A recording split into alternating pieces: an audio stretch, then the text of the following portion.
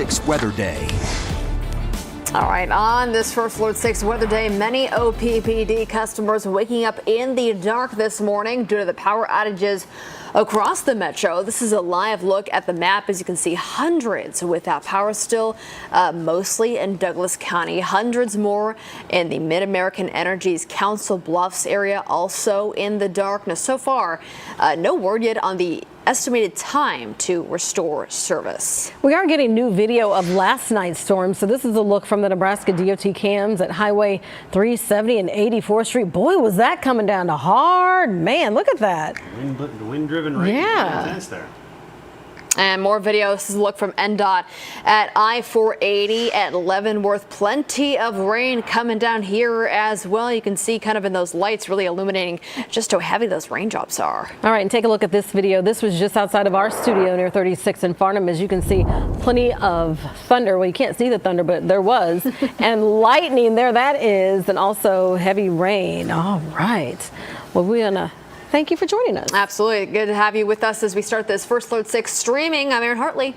And I'm Cerise Cole, meteorologist Jared Lansford, senior chief meteorologist Rusty Lord. Finally, all that rain we just saw making its way out of the metro. Yeah, the worst of it's out here. We're just kind of assessing to see, you know, what's left over. People waking up, seeing damage, and see how we go through the morning commute here. Keeping the First Alert Day going for a little bit longer. But overall, you can see things have improved greatly. The clouds are even moving out with some sunshine there to start off the day. Weather headlines just have a little morning commute, shower activity left over. A lot of the roads are starting to dry out, but much cooler heading into the week, rest of the week and into the weekend. If you want some summer, that comes back next week, but a nice little reprieve from it here for the rest of this week. 68 degrees in Omaha, 69 in Bellevue, 66 in Crescent at the moment.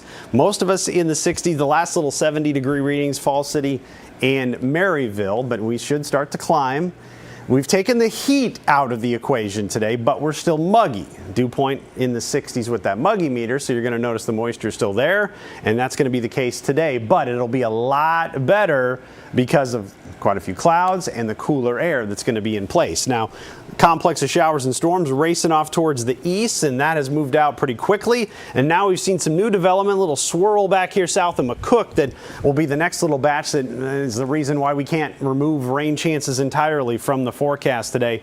Most of these, though, have been staying south of I-80 and have some thunder and lightning with them towards Beatrice as well. So we're going to tack on a little bit more rain at times today, but these should be far fewer and much lighter than anything we had last night and have much less of an impact. But we'll keep chances in here as we roll through the rest of the day. Spotty shower, thunder shower possible here as we march through noon. Still some on the map. Notice even as we go towards the middle of the afternoon, some scattered showers, maybe a few rumbles of thunder.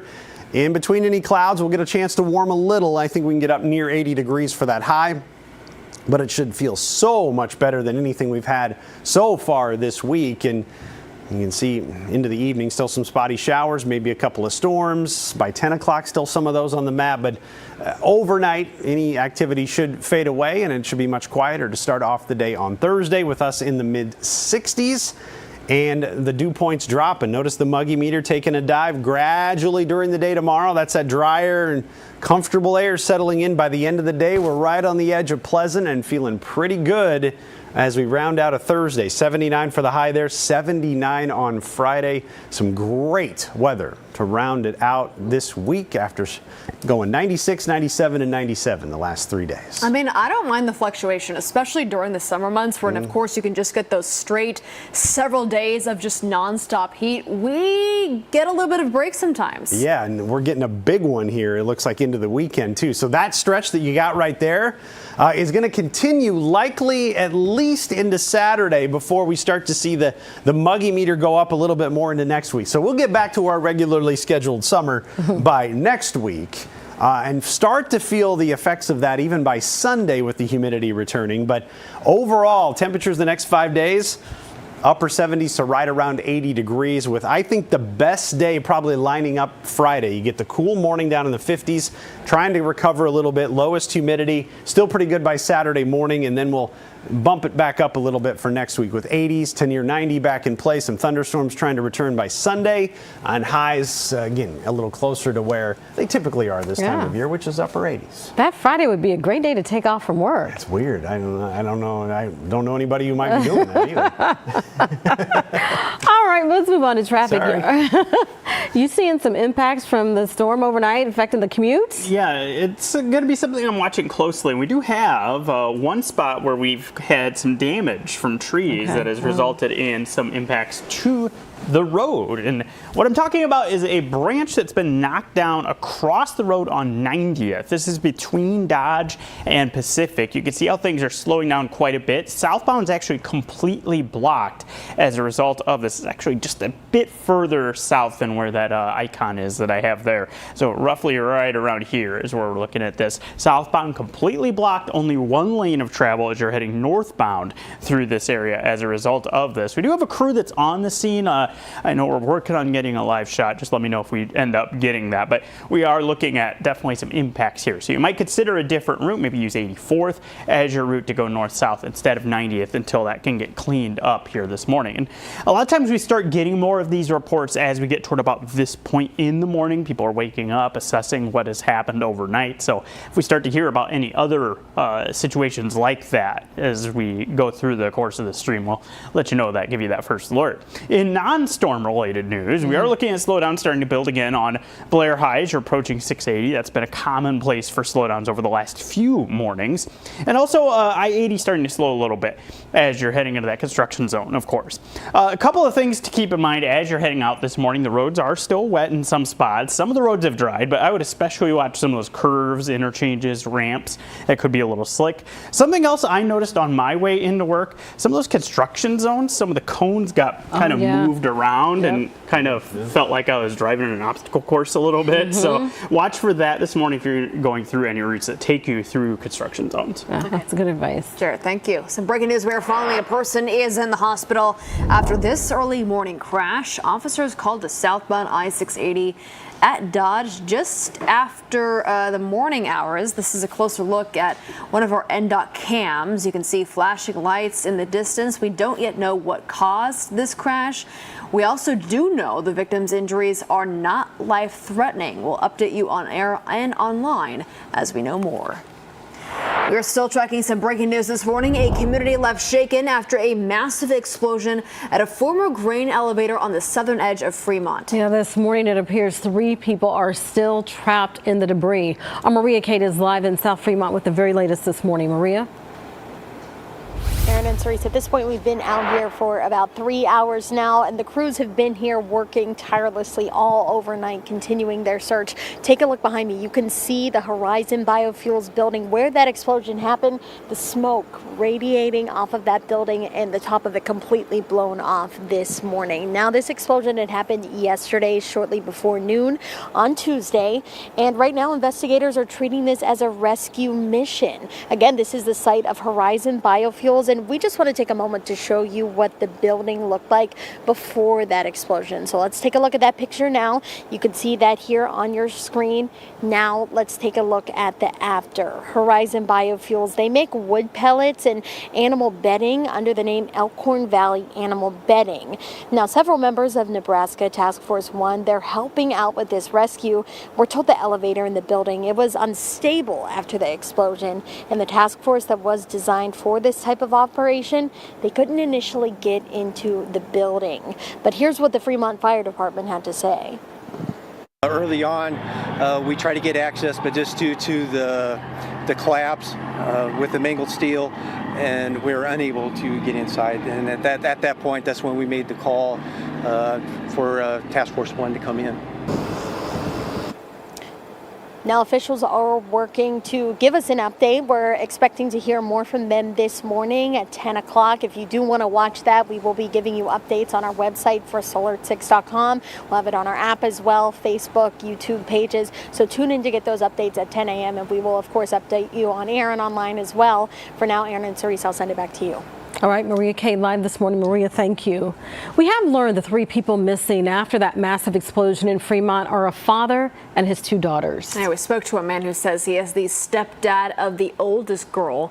Robbie Baker says when that blast happened, officers weren't able to reach the father. Now they do know the 2 girls were trapped inside the break room. Baker sharing his wishes for the situation. Wish I could talk to her and tell her to hold on, get down low and on the ground and hold on to her little sister, and we're just asking for prayers. Well, Baker says he was told the Governor Jim Pillen will be releasing funds for equipment. Crews will then be able to start picking up the building from top to bottom. Governor Pillen says he and his team are keeping tabs on the situation. He added his thoughts and prayers are with all involved, and he's ready to help in any way he can. Our team has been following this story very closely, of course, and for a full recap and a breakdown of the history about the building and more reaction from officials, you can head over to our website, firstalert6.com. We're back after this.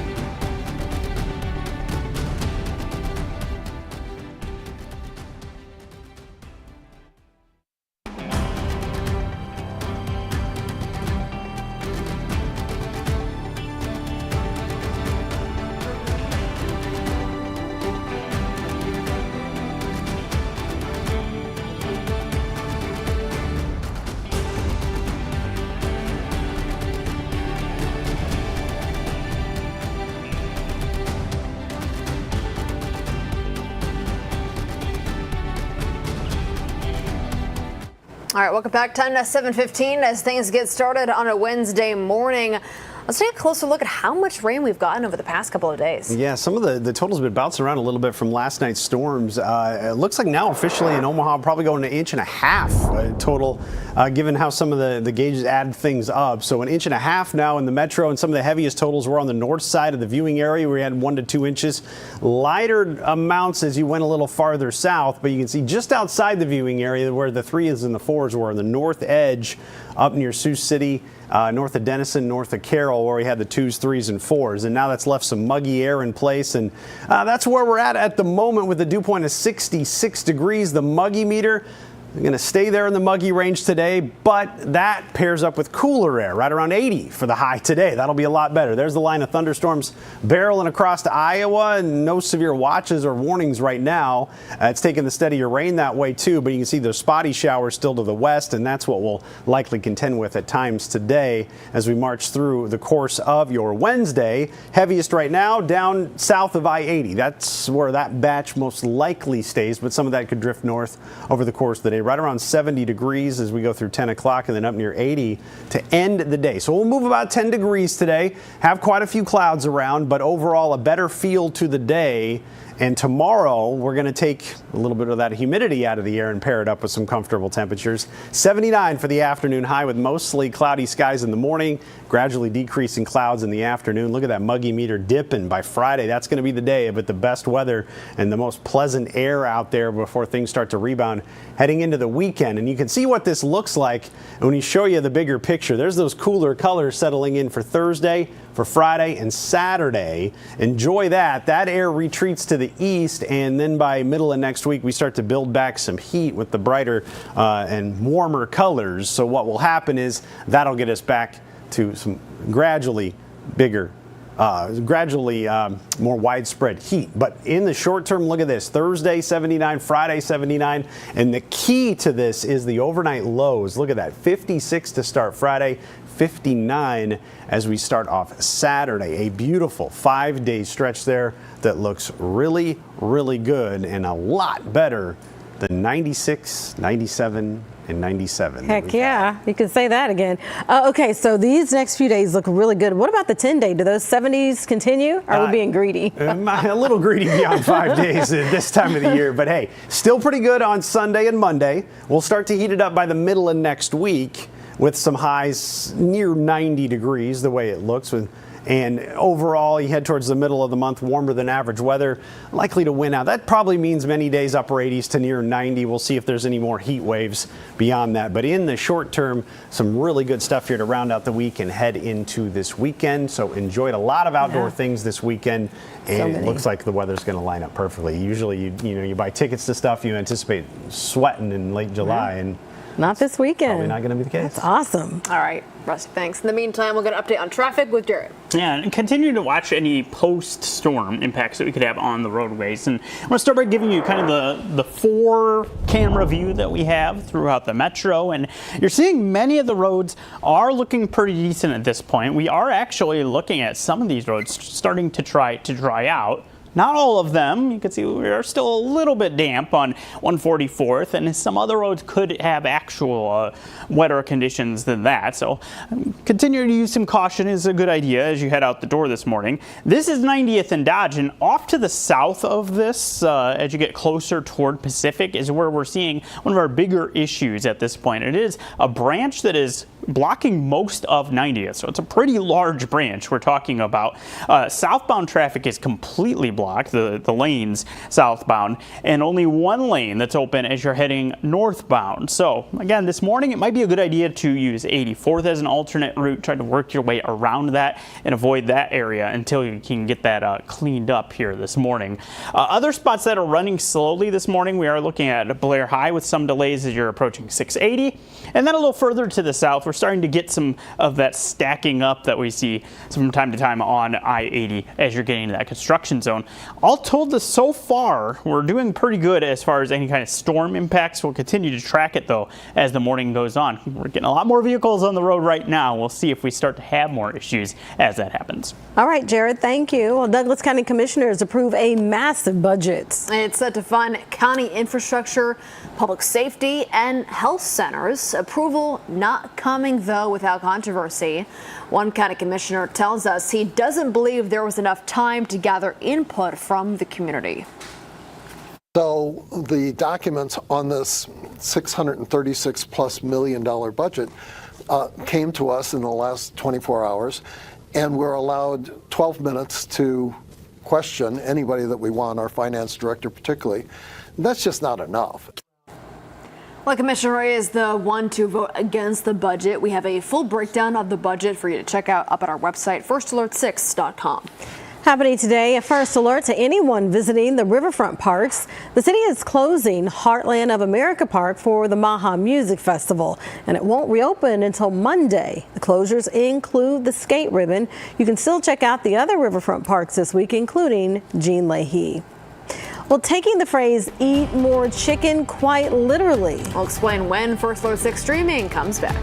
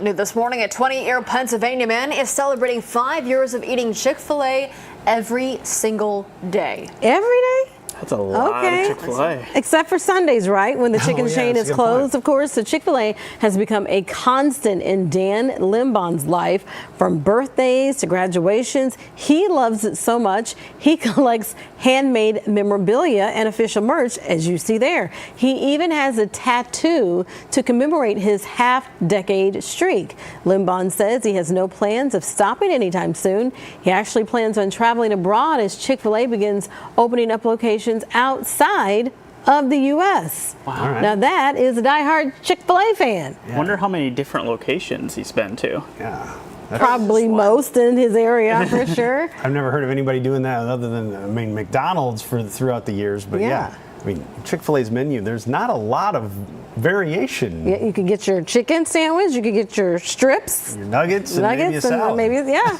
So, Is there any place you guys think you could do that? oh, that's a good. Oh, I'd like to try with Chipotle, but I don't know if that would mix it up. go well. Yeah, okay. All right. I guess On we're that ending note. on that note, folks. Thanks for joining us. We're going to get ready for our update in the Today Show. You can watch it here on streaming or over the air. Have a good start to your Wednesday.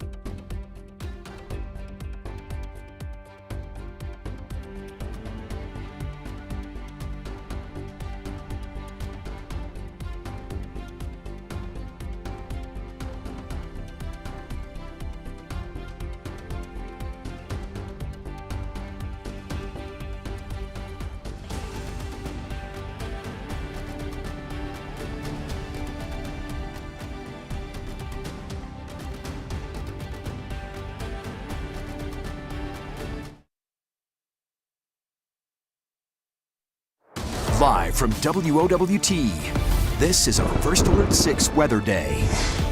Good Wednesday morning, everybody. It is 7:26. I'm Cerise Cole. And I'm Aaron Harley. It is a First Alert 6 weather day. We'll get you all that coverage right now with Senior Chief Rusty Lord. Yeah, happy to say that things have wound down quite a bit. We're just monitoring for impacts to this morning's commute, but the heaviest rain has moved out.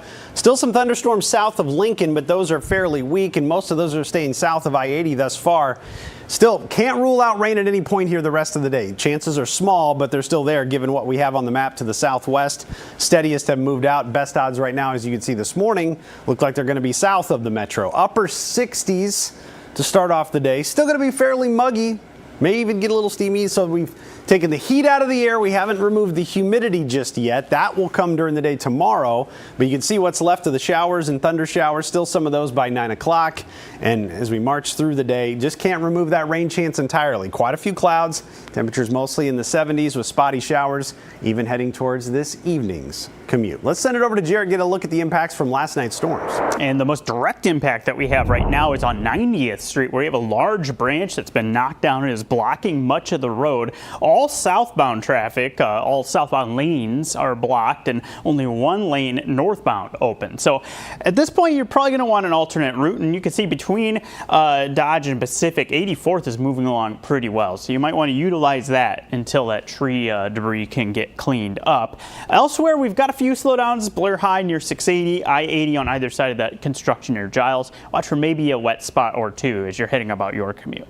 A community shaken after a huge explosion at a former grain elevator on the southern edge of Fremont. Now, right now, 3 people are still missing. We're hoping to learn more details at a news conference set for later on today. It is 7:28, and we are back with another update for you in about 25 minutes. We'll see you then.